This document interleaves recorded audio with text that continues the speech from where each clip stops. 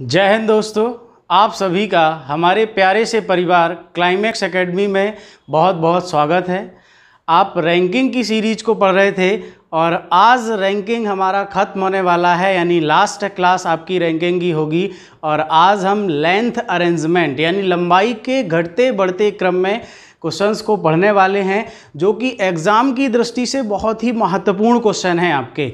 आप MP police देखें या एमपीएसआई देखें या बीपीएम का कोई भी एग्ज़ाम देखें, स्टेट एग्ज़ाम को लेके एसएससी में आपके इस टाइप से क्वेश्चन, रैंकिंग से क्वेश्चन आता है। अगर 2 क्वेश्चन आते हैं तो एक क्वेश्चन आपका 100% इस टाइप से आना ही आना होता है।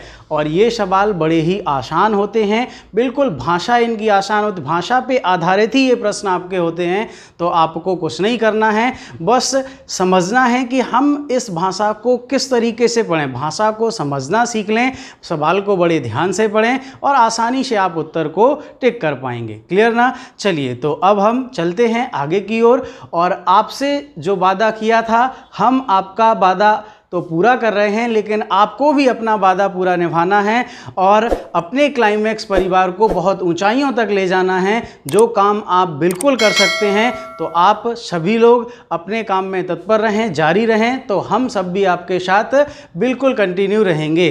तो चलिए चलते हैं क्लास की ओर। तो पहला क्वेश्चन आपकी स्क्रीन पर आता हुआ, और क्वेश्चन आपका कह रहा है कि 5 व्यक्ति ABCDE इस प्रकार खड़े हैं कि B सिर्फ C से बड़ा है, A D से बड़ा है किंतु E से छोटा है, तो बताइए सबसे छोटा कौन है। तो केवल भाषा पे ही प्रश्न आधारित होते हैं। तो यहाँ पर कुल व्यक्ति कितने दिए? 5, और उन 5 में से आपसे क्या कहा हुआ है कि B सिर्फ C से बड़ा है। तो सिर्फ C से बड़ा होने का मतलब क्या हुआ कि वो बाकी सभी से क्या होगा? छोटा होगा। होगा कि नहीं? तो देखिए यहाँ पर क्या कह रहा है कि B सिर्फ C से बड़ा है, तो जो आपका B है वो सिर्फ और सिर्फ किससे बड़ा है? C से, यानी बाकी सबसे क्या होगा? छोटा होगा। तो लेस देन लगा दिया।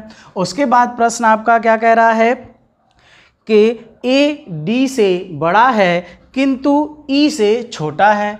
तो A आपका क्या है? D से बड़ा है किंतु E से छोटा है। तो E से क्या है? छोटा है। तो A D से बड़ा है किंतु E से छोटा है। तो इन तीनों में जो कंडीशन है वो पता चल गई, इन दोनों की हमें पता ही है। और साथ में उसने क्या बात कही थी कि B सिर्फ C से छोटा है, सॉरी B सिर्फ C से बड़ा है, यानी बाकी सबसे क्या होगा? छोटा होगा। तो अब हम इन्हें बिल्कुल व्यवस्थित कर सकते हैं। सबसे बड़ा क्या होगा? E, फिर A, फिर D, और फिर आपका B, और फिर आपका C। अब आपसे कोई भी पूछ ले कि सबसे बड़ा कौन है, सबसे छोटा कौन है, या अवरोही क्रम में या आरोही क्रम में, किसी भी क्रम में कहे, आप आसानी से उत्तर दे सकते हैं। तो देखिएगा ध्यान से, यहाँ पर पूछा क्या है? सबसे छोटा कौन है। तो सबसे छोटा कौन हो जाएगा? C, यानी आपका option number B right answer बनेगा। कौन सा? ऑप्शन नंबर B आपका राइट आंसर बनेगा।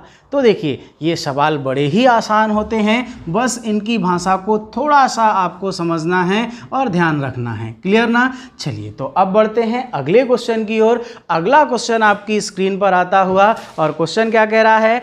A, B, C, D और E में प्रत्येक के भार अलग अलग हैं। D सिर्फ A से भारी है तथा C B व E से हल्का है, तो सबसे भारी कौन है। तो देखिएगा ध्यान से, यहाँ पर प्रश्न आपसे कह रहा है 5 व्यक्ति हैं और प्रत्येक के भार अलग अलग हैं। D सिर्फ A से भारी है, यानी बाकी सबसे क्या होगा? हल्का होगा। तो जो आपका D है वो सिर्फ A से भारी है, यानी बाकी सबसे क्या हो जाएगा? हल्का हो जाएगा। फिर प्रश्न कहता है तथा C B व E से हल्का है। तो C जो आपका है वो क्या है? हल्का है। किससे? B व E से। तो B व E से हल्का कौन है? C। और प्रश्न खत्म हो जाता है और आपसे क्या पूछा जाता है कि सबसे भारी कौन है। तो आप बताइए, ये बात तो स्पष्ट है कि डी सिर्फ ए से भारी है, यानी बाकी सबसे क्या होगा, हल्का, यानी इन तीनों से क्या होगा, हल्का। लेकिन इन तीनों में केवल हमें ये बात पता है कि सी क्या है, बी व ई से हल्का है, लेकिन बी व ई में क्या क्लियर है कि कौन बड़ा है कौन छोटा है, ये तो नहीं पता। तो आप कैसे रिप्रेजेंट करेंगे, बी ग्रेटर देन और लेस देन यहाँ एक साथ लग जाएंगे। अगर b बड़ा होगा तो e छोटा होगा और e बड़ा होगा तो b छोटा होगा। फिर उसके बाद क्या आएगा, c और फिर आपका d और फिर आपका a। अब आपसे पूछा क्या गया है कि सबसे भारी कौन है, तो सबसे भारी कौन है ये हम यहाँ क्लियर नहीं कर सकते। क्यों नहीं कर सकते, तो देखिए ध्यान से, क्योंकि यहाँ पर b और e के बीच कोई भी शर्त नहीं दे रखी है। तो हमारा उत्तर क्या आ जाएगा, b या ई। क्या होगा, बी या ई, या फिर तय नहीं कर सकते। तो ऑप्शन के आधार पर हम उत्तर देंगे, जो भी ऑप्शन होगा उसी के बेस पर। तो ऑप्शन में क्या दिया हुआ है आपको, सी, बी, ई और बी या ई, यानी ऑप्शन नंबर डी आपका क्या होगा, राइट आंसर बनेगा। समझ पाए ना बच्चों। तो देखिए, इस तरीके के प्रश्न आपके केवल भाषा पे ही होते हैं। तो आप सभी को भाषा को ध्यान से पढ़ना है और जैसे ही प्रश्न में शर्तें दे रखी हों उन्हीं शर्तों के आधार पर आपको चलना है। तो चलिए बढ़ते हैं अगले क्वेश्चन की ओर। अगला क्वेश्चन आपकी स्क्रीन पर आता हुआ क्वेश्चन क्या कह रहा है, अजीत रंजीत से मोटा है जो कि भूषण से पतला है। मोहन अजीत से पतला है लेकिन भूषण से मोटा है। दो अन्य व्यक्ति अजीत से मोटे हैं, तो सबसे पतला कौन है। तो देखिए यहाँ पर प्रश्न क्या कह रहा है कि अजीत रंजीत से मोटा है जो कि भूषण से पतला है। तो हमने आपको पिछली क्लास में बताया हुआ है कि अगर है के बाद कॉमा लगा हो और जो शब्द का यूज हो तो वो दोनों में से किसके लिए होता है, सेकेंड पर्सन के लिए। और अगर है के बाद कॉमा लगा है और शब्द का यूज हो तो वो किसके लिए होता है, फर्स्ट पर्सन के लिए। और अगर फुल स्टॉप लगा दिया जाए यानी वाक्य खत्म, इसका आगे इनसे कोई संबंध नहीं होगा। क्लियर ना। तो इस बात का ध्यान रखना है। इस प्रश्न में आपको इसी बात के आधार पर आप सही उत्तर तक पहुंच पाएंगे। तो सॉल्व करते हैं। अजीत रंजीत से मोटा है, तो मोटा मान लें या ग्रेटर देन बड़ा मान लें। तो अजीत क्या है, रंजीत से मोटा है, तो अजीत जो है आपका, अजीत आपका क्या है, रंजीत से मोटा है। उसके बाद क्या कहता है, जो कि भूषण से पतला है। तो जो शब्द का यूज यहाँ किसके लिए होगा, रंजीत के लिए होगा, क्योंकि सेकंड पर्सन कौन है, रंजीत। तो जो कि भूषण से पतला है, तो भूषण से पतला कौन हो जाएगा, रंजीत हो जाएगा। कौन हो जाएगा, रंजीत। यानी यहाँ क्या कहा, अजीत रंजीत से मोटा है जो कि भूषण से पतला है। तो भूषण से पतला कौन होगा, ये, यानी भूषण आपका इससे मोटा होगा। अब कहां पर है ये नहीं पता, तो अभी हमने केवल लिख लिया कि भूषण क्या है, रंजीत से मोटा है, भूषण से पतला है। मोहन अजीत से पतला है, तो मोहन क्या है, अजीत से पतला है। तो मोहन जो आपका है वो अजीत से क्या है, पतला है। ये कंडीशन लगा ली, यानी इसके बीच में आएगा। उसके बाद क्या कहता है, लेकिन भूषण से मोटा है। लेकिन भूषण से क्या है, मोटा है। तो यहाँ पर अब कंडीशन स्पष्ट हो गई कि आप जैसे ही आप, ये क्या हुआ, अजीत और अजीत, लेकिन भूषण से क्या है, मोटा है। तो आपका जो अजीत है, अजीत रंजीत से मोटा है जो कि भूषण से पतला है। मोहन अजीत से पतला है, तो मोहन अजीत से क्या हो गया, पतला हो गया। और भूषण से क्या है, मोटा है, तो भूषण कहाँ आ जाएगा, यहाँ पर। फिर इसके बाद आपका कौन आ जाएगा, रंजीत। कौन आ जाएगा, रंजीत, क्योंकि भूषण रंजीत से मोटा है। अब आपसे क्या कहा हुआ है, दो अन्य व्यक्ति अजीत से मोटे हैं। तो दो अन्य व्यक्ति अजीत से क्या है, मोटे हैं। तो दो अन्य व्यक्ति कोई भी ले लें जो कि क्या हैं, अजीत से मोटे हैं तो फिर आपसे क्या कहा हुआ है, तो सबसे पतला कौन है, तो सबसे पतला यहाँ पर कौन आ जाएगा, रंजीत आ जाएगा। कौन आ जाएगा, रंजीत। इन दो व्यक्तियों का यहाँ पर कोई भी मतलब नहीं है, तो आपका राइट आंसर क्या होगा, रंजीत, यानी ऑप्शन नंबर बी आपका सही उत्तर बनेगा। क्लियर ना। हाँ, तो इसी तरीके के आपके बड़े आसान से प्रश्न इस टाइप में बनते हैं और ये क्वेश्चन आपके एग्जाम में पूछे जाते हैं। तो आपको क्या करना है, इनको बहुत अच्छे से समझना है और ध्यान रखना है। चलिए अगले क्वेश्चन की ओर बढ़ते हैं। अगला क्वेश्चन आपकी स्क्रीन पर आता हुआ, ए बी सी डी और ई में ए बी से लंबा है लेकिन सी से छोटा है, बी केवल ई से लंबा है, सी सबसे ज़्यादा लंबा नहीं है, यदि सभी को उनकी ऊंचाई के अनुसार व्यवस्थित किया जाए तो ठीक बीच में कौन होगा। तो देखिए यहाँ पर प्रश्न ने क्या कहा हुआ है, ए बी से लंबा है, तो ए क्या हो गया, बी से लंबा हो गया। इसके बाद प्रश्न क्या कहता है, लेकिन सी से छोटा है, लेकिन सी से क्या है, छोटा है। इसके बाद बी केवल ई से लंबा है, तो बी केवल ई से लंबा है, तो बी जो है केवल और केवल किससे लंबा है, ई से लंबा है। तो यहाँ पर क्या आ जाएगा, बी केवल ई से लंबा है, यानी बाकी सभी से क्या होगा, छोटा होगा। तो यहाँ स्पष्ट कह दिया कि बी केवल ई से लंबा है, तो बी जो आपका है केवल ई से लंबा है, बाकी सब क्या होंगे, इससे बड़े होंगे। इसके बाद कहता है सी सबसे ज़्यादा लंबा नहीं है, तो सी सबसे ज़्यादा लंबा नहीं है, तो ये बात स्पष्ट हो गई। यदि सभी को उनकी ऊंचाई के अनुसार व्यवस्थित किया जाए तो भाई सी सबसे लंबा नहीं है और बी केवल ई से लंबा है। ई से लंबा कौन है, बी, तो फिर जो बचा वो क्या होगा, सबसे लंबा व्यक्ति होगा। यहाँ स्पष्ट हुआ। तो फिर कौन बचा आपका, ए बी सी और डी, यानी डी यहाँ पर ऐसा पर्सन होगा जो कि क्या होगा, सबसे लंबा होगा। तो आपसे क्या कहा गया है, ठीक बीच में कौन होगा, तो ठीक बीच में आपका कौन आएगा, ए। अगर आपसे पूछा जाता सबसे लंबा तो क्या होता, डी, और अगर पूछा जाता सबसे छोटा तो क्या होता, ई। यानी यहाँ पर बीच में पूछा है तो आपका राइट आंसर बनेगा ऑप्शन नंबर ए, और आंसर भी क्या होगा, ए। क्लियर ना। तो इसी तरीके से आपको इन सारे प्रश्नों को बड़े आसानी से, बड़े आराम से पढ़ते जाना है। तो क्वेश्चन आपकी स्क्रीन पर आता हुआ क्वेश्चन क्या कह रहा है कि बैनी स्मिथ से 1 वर्ष बड़ा है और स्मिथ सलीम से 2 वर्ष बड़ा है, राजू सलीम से 1 वर्ष बड़ा है, तदनुसार उनमें सबसे छोटा कौन है। तो देखिए बड़ा ही आसान सा प्रश्न है आपका। प्रश्न क्या कह रहा है, बैनी स्मिथ से 1 वर्ष बड़ा है, तो जो आपका बैनी है वो स्मिथ से क्या है, 1 वर्ष बड़ा है। इसके बाद प्रश्न क्या कहता है, स्मिथ सलीम से 2 वर्ष बड़ा है, तो स्मिथ जो आपका है वो क्या है, सलीम से 2 वर्ष बड़ा है, तो ये कितना है, 2 वर्ष बड़ा है। फिर कहता है राजू सलीम से 1 वर्ष बड़ा है, तो राजू सलीम से 1 वर्ष बड़ा है, यानी आपका यहाँ क्या आ जाएगा, राजू, और इसके बाद क्या आ जाएगा, सलीम।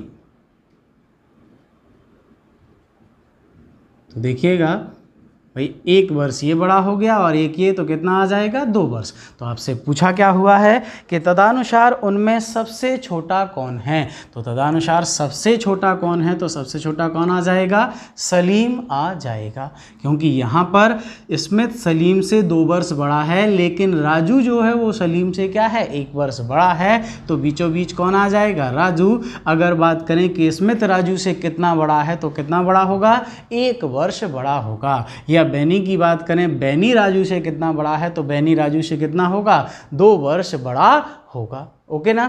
तो इसी तरीके से ये बहुत छोटे छोटे प्रश्न आपके बनते हैं। अगला अगला क्वेश्चन आपकी स्क्रीन पर आता हुआ क्वेश्चन क्या कह रहा है, पी क्यू आर एस और टी में क्यू केवल टी से छोटा है और पी केवल एस से लंबा है, यदि सभी को उसकी ऊंचाई के अवरोही क्रम में व्यवस्थित किया जाए तो तीसरे स्थान पर कौन होगा। तो देखिएगा ध्यान से, पी क्यू आर एस और टी में Q केवल T से छोटा है, तो Q केवल T से छोटा है यानी बाकी सबसे क्या होगा, बड़ा। तो यहाँ पे क्या कहा हुआ है कि Q केवल T से छोटा है, तो बाकी सबसे क्या हो जाएगा, बड़ा हो जाएगा। फिर प्रश्न कहता है कि P केवल S से लंबा है और P केवल S से लंबा है, तो P जो है केवल और केवल किससे लंबा है, S से। तो यहाँ पर क्या आ जाएगा, सबसे छोटा आपका क्या होगा, S, और P केवल किससे लंबा है, S से, यानी बाकी सबसे क्या होगा, छोटा। तो यहाँ पर क्या लग जाएगा, लेस देन। तो आपका बचा क्या, एक ही। तो यहाँ पे क्या थे, P Q R S और T, तो R कहाँ आ जाएगा, बीचों बीच। तो आपसे पूछा क्या गया है कि अगर अवरोही क्रम में व्यवस्थित किया जाए यानी घटते क्रम में व्यवस्थित किया जाए तो तीसरे स्थान पर कौन होगा। तो तीसरे स्थान पर कौन आएगा, R आएगा। कौन आएगा, R। अब आप सोच रहे हैं R अपने मन से लिख दिया, अपने मन से नहीं लिखा भाई, उसने दो कंडीशन आपको दे रखी हैं कि जो आपका Q है, जो आपका Q है वो केवल और केवल क्या है, T से छोटा है, यानी बाकी सबसे क्या होगा, बड़ा। और जो आपका S है वो केवल और केवल, जो आपका P है वो केवल किससे लंबा है, S से लंबा है, यानी बाकी से क्या होगा, छोटा होगा। तो फिर कौन बचा, R। तो R क्या होगा, ठीक बीचों बीच आएगा और यही आपका राइट आंसर बनेगा। ऑप्शन नंबर ए आपका क्या होगा, राइट आंसर होगा। तो अब बढ़ते हैं अगले क्वेश्चन की ओर। अगला क्वेश्चन आपकी स्क्रीन पर आता हुआ और क्वेश्चन क्या कह रहा है, 6 दोस्तों L M N P Q और S प्रत्येक की ऊंचाई अलग अलग है। N Q और P से लंबा है लेकिन M से छोटा है। P केवल Q से लंबा है जबकि S केवल L से छोटा है। नीचे दिए गए युग्मों में से कौन सा युग्म सबसे लंबे और सबसे छोटे व्यक्ति को दर्शाता है। तो ये क्वेश्चन आपका अच्छा क्वेश्चन है, तो देखिएगा ध्यान से। 6 दोस्त हैं जिनकी ऊंचाई अलग अलग है, N Q और P से लंबा है। तो जो आपका N है वो Q और P से क्या है, लंबा है। अब Q और P में नहीं पता, लेकिन N क्या है, Q और P से लंबा है, लेकिन M से छोटा है। लेकिन M से ये क्या है, छोटा है, तो M से क्या हो जाएगा, छोटा हो जाएगा। इसके बाद प्रश्न क्या कहता है, P केवल Q से लंबा है। तो जो P है वो केवल Q से लंबा है, तो अब स्पष्ट हो गया इनका भी, यानी M greater than N greater than Q। और इसके बाद आपका क्या आ जाएगा, तो आपसे क्या कहा, P केवल Q से लंबा है, तो P क्या है, केवल और केवल किससे लंबा है, Q से लंबा है। तो P केवल Q से लंबा है, बाकी सबसे क्या होगा, छोटा होगा। तो P आपका बाकी सबसे क्या हो जाएगा, छोटा हो जाएगा। फिर क्या कहता है, जबकि S केवल L से छोटा है, जबकि S केवल L से छोटा है, सॉरी, तो क्या कह रहा है, जबकि S केवल और केवल किससे छोटा है, L से। तो ध्यान से देखिएगा, जबकि S केवल और केवल किससे छोटा है, L से, बाकी सबसे क्या होगा, बड़ा। तो अब स्पष्ट हो गया, जब बाकी सबसे बड़ा होगा यानी ये सारे 4 व्यक्ति क्या होंगे, 4 दोस्त S से छोटे होंगे। तो आपका जो S है वो केवल L से छोटा है। तो नीचे दिए गए युग्मों में आपसे पूछा है कि सबसे लंबा और सबसे छोटा कौन है। तो यहाँ पर सबसे लंबा क्या होगा, L, फिर S, फिर M, फिर N, फिर P और फिर Q। तो आपका क्या आएगा, L और Q। तो जिस ऑप्शन में हमें L और Q मिलेगा वो हमारा राइट आंसर बनेगा। तो L और Q कहाँ दिया गया है, ऑप्शन नंबर B में, यानी ऑप्शन नंबर B आपका क्या होगा, राइट आंसर बनेगा। बनेगा कि नहीं। तो ये आपको क्या करना है, बस केवल भाषा को आप ध्यान से पढ़ो और सारे उत्तर आप अपने आप ले जाओगे। और ये बड़ा ही आसान प्रश्न आपका बनता है इस टाइप का, और ये एग्ज़ाम में आपका आना ही आना तय है। तो चलिए, आपको हम बहुत अच्छे से सिखा देते हैं, बड़े आराम से इतने क्वेश्चन आपको करा देंगे कि आप बड़ी आसानी से इनको सीख पाएंगे। तो अगला क्वेश्चन करते हैं। अगला क्वेश्चन आपकी स्क्रीन पर आता हुआ, P, Q, T, A और B में प्रत्येक की अलग अलग ऊंचाई है। T P और B से लंबा है, T P और B से लंबा है, लेकिन A और Q से छोटा है। P सबसे छोटा नहीं है, तो इनमें से कौन सबसे लंबा होगा? तो देखिएगा क्या कह रहा है, P Q T A और B में प्रत्येक की अलग अलग ऊंचाई है, T P और B से लंबा है, तो जो आपका T है वो P और B से क्या है, लंबा है। इसके बाद क्या कहा हुआ है, लेकिन A और Q से छोटा है, लेकिन A और Q से क्या है, छोटा है, तो A और Q से क्या है, छोटा। अब चूंकि अभी पता नहीं है कि यहाँ पर आपकी A और Q से क्या है, A और Q से छोटा है। अब A और Q में कौन बड़ा कौन छोटा, P और B में कौन बड़ा कौन छोटा, ये नहीं पता। तो अब देखिए प्रश्न आगे क्या कहा हुआ है, P सबसे छोटा नहीं है, तो जो आपका P है वो सबसे छोटा नहीं है। तो जब P सबसे छोटा नहीं है तो इसका मतलब P आपका क्या होगा, B से बड़ा होगा, क्योंकि बाकी ये दोनों तो क्या हैं, T से बड़े हैं, तो फिर P आपका क्या हो जाएगा, B से बड़ा हो जाएगा। तो इनमें से कौन सबसे लंबा होगा? तो देखिएगा यहाँ ये बात तो क्लियर हुई कि आपका T बड़ा है P से और P बड़ा है किससे, B से, क्योंकि उसने स्पष्ट हमसे कह दिया है कि जो P है वो सबसे छोटा नहीं है, यानी छोटे तो यही दोनों थे, तो P जब सबसे छोटा नहीं है यानी कौन होगा, B, और T से बड़े कौन हैं, A और Q। तो क्या A और Q के बारे में क्या कोई शर्त आपको दे रखी है क्या? अब A और Q में कौन बड़ा है इस बारे में हमें कोई भी शर्त नहीं दे रखी है। इसका मतलब A और Q में क्या होगा, ग्रेटर देन और लेस देन दोनों एक साथ लगेंगे, यानी यहाँ पर हम तय नहीं कर सकते कि A बड़ा है या Q बड़ा है। तो यहाँ पर क्या हो जाएगा, A ग्रेटर देन और लेस देन क्या होगा, Q। तो यही आपसे पूछा भी है कि इनमें से कौन सबसे लंबा होगा, तो हम सबसे लंबा तय नहीं कर सकते, क्योंकि या तो ये होगा या फिर Q होगा।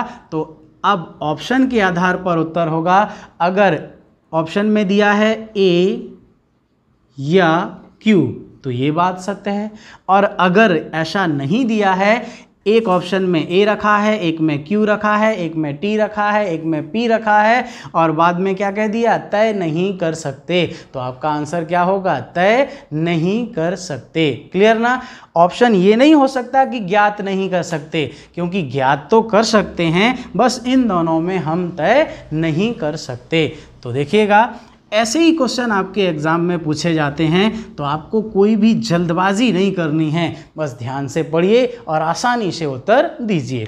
अगला प्रश्न करते हैं। तो अगला प्रश्न आपकी स्क्रीन पर आता हुआ क्या कह रहा है, एक पंक्ति में विशाल अजय से बड़ा है किंतु गौरव से छोटा है, पंकज अजय से बड़ा है, मनीष गौरव से बड़ा है किंतु राजेश से छोटा है, तो सबसे बड़ा कौन है? तो ये बड़ा ही अच्छा प्रश्न है आपका, और इस प्रश्न का आंसर आपको बड़े सोच समझ कर देना है। बहुत ही अच्छा क्वेश्चन है आपका, बहुत जानदार और शानदार क्वेश्चन है। तो देखिएगा क्या कह रहा है कि एक पंक्ति में विशाल अजय से बड़ा है, तो एक पंक्ति में विशाल है जो क्या है, अजय से बड़ा है। उसके बाद क्या कहता है, किंतु गौरव से छोटा है, तो गौरव से क्या है, छोटा है। विशाल अजय से बड़ा है और गौरव से छोटा है। उसके बाद प्रश्न कहता है पंकज अजय से बड़ा है, तो पंकज क्या है, अजय से बड़ा है। अब अजय तो ये है, अजय से पंकज बड़ा है, लेकिन गौरव या विशाल से कोई कंडीशन दी क्या,